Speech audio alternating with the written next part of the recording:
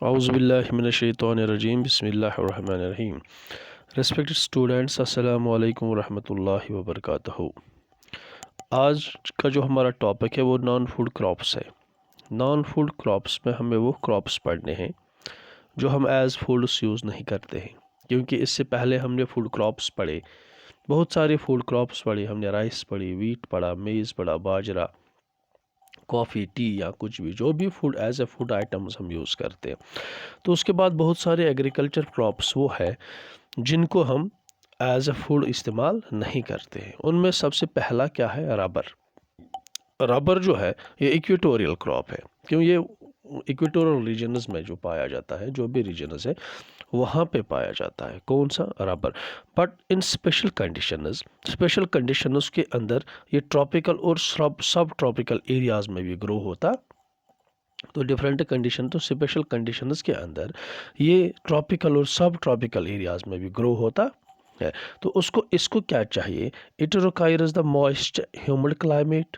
इसको मॉइस्चर और humid climate की ज़रूरत पड़ती है, जहाँ पर रेनफॉल कितना हो? More than 200 centimetre. जहाँ पे रेनफॉल कितना, क्लाइमेट क्या चाहिए इसको? Humid and moist climate. ठीक, रेनफॉल की कितनी ज़रूरत पड़ती है इसको?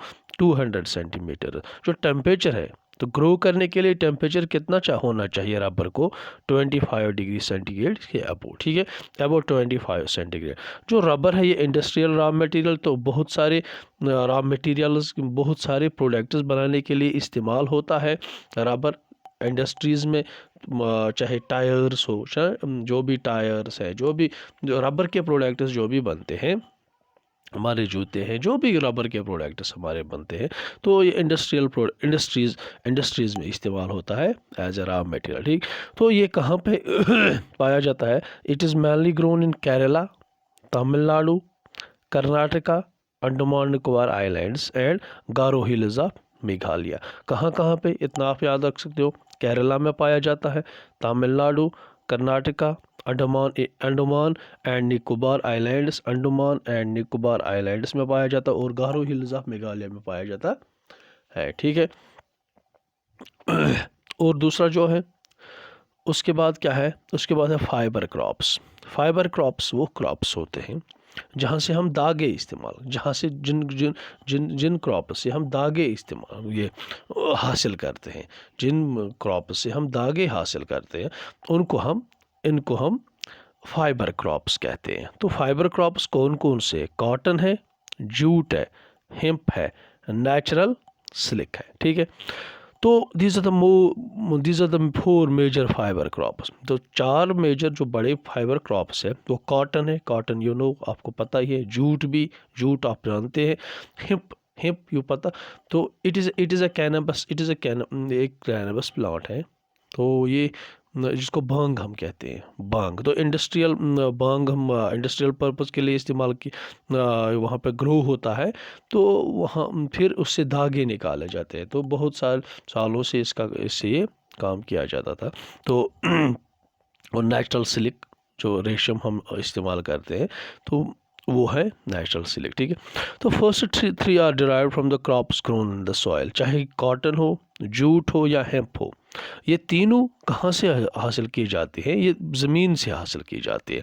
These crops are grown in the soil. जो लेटर है, जो सिल्क है, नेचुरल सिल्क, ये कहाँ से हम हासिल करते हैं? या कोकून से हासिल करते हैं। कोकून कौन बनाता है? सिल्क वर्म जो थ्रेड्स, जब सिल्क वर्म सिल्क करता है, वो एक थ्रेड, एक बाल की सूरत में बनाते हैं। छोटे छोटे बाल्स होते हैं, वो कोकून जिसको हम कहते हैं, सिल्क वर्म का कोकून।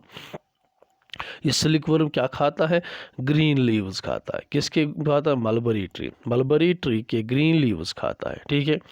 और ये जो रियरिंग है, जो हम पालते हैं इन सिल्क वर्म्स को, और वहाँ से क्या करते हैं प्रोड्यूस? वहाँ से सिल्क फाइबर प्रोड्यूस होता है। जब हम सिल्क वर्म्स को पालते हैं, तो वहाँ से जो प्रोडक्शन क्या होती है? सिल्क फाइबर की प्रोडक्शन होती है। तो उसको हम सेरीकल्चर कहते हैं। उस चीज़ को हम सेरीकल्चर कहते हैं। Rearing of silk worm for the production of silk fibre is known as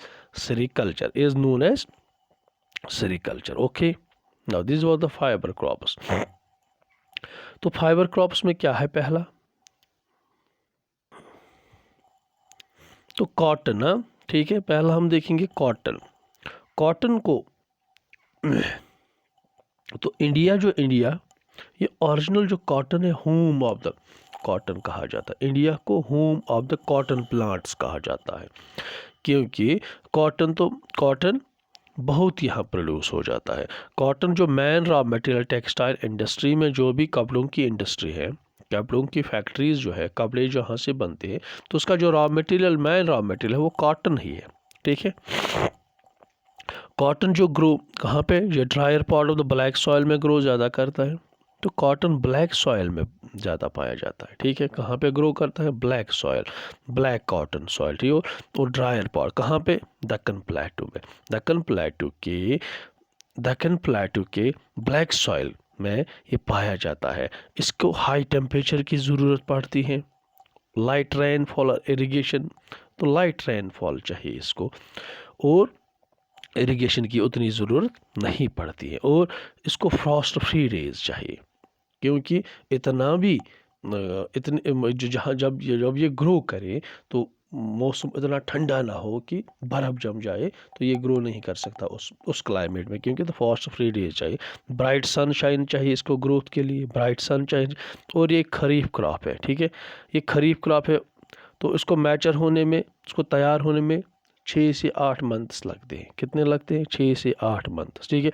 तो मेजर क्रॉप कॉटन प्रोड्यूसिंग जो है, कॉटन प्रोड्यूसिंग स्टेट जो है वो महाराष्ट्र है, गुजरात है, मध्य प्रदेश है, कर्नाटका है, आंध्र प्रदेश है, तेलंगाना है, तमिलनाडु है, पंजाब है, हरियाणा है, और उत्तर प्रदेश है। These are the major cotton producing states, okay. तो उसके बाद है जूट,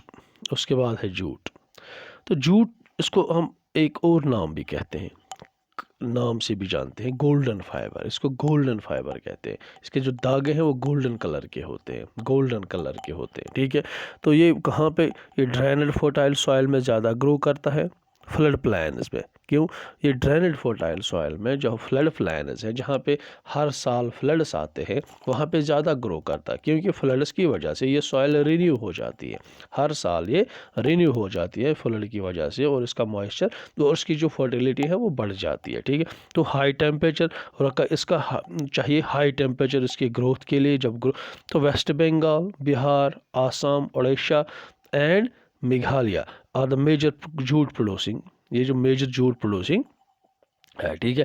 तो किस चीज़ के लिए ये किन चीज़ों के लिए इस्तेमाल हो जाए, गोनी बैग्स जो होते हैं, मैट्स जो होते हैं, रूप्स जो होते हैं, यार्न्स जो होते हैं, कारपेट्स जो होते हैं, या बाकी आर्टिफैक्ट्स जो होते हैं। तो ये जो जूट है, इसकी कॉस्ट बहुत ज़्यादा होती है, due to it is high cost की वजह से इसने जो मार्केट है, मार्केट में ये ज़्यादा बिकता नहीं है, क्योंकि इसकी कॉस्ट बहुत ज़्यादा as compare to the synthetic fibre.